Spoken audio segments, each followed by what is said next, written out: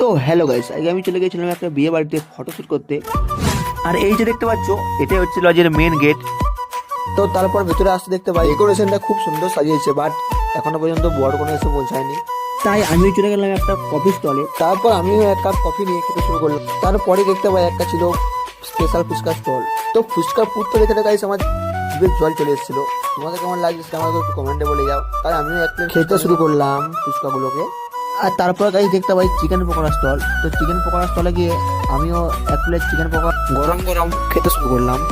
তারপরে ভিতরে আসতে দেখি যে এদিকে বড়কোনা চলে এসেছে, আর এদিকে ক্যামেরাম্যান ফোকাস করছে, মানে গাইস আমরা ফোকাস করছি। আর বড়কোনাকে কেমন লাগছে আমাকে একটু কমেন্টে জানিয়ে দাও দেখি।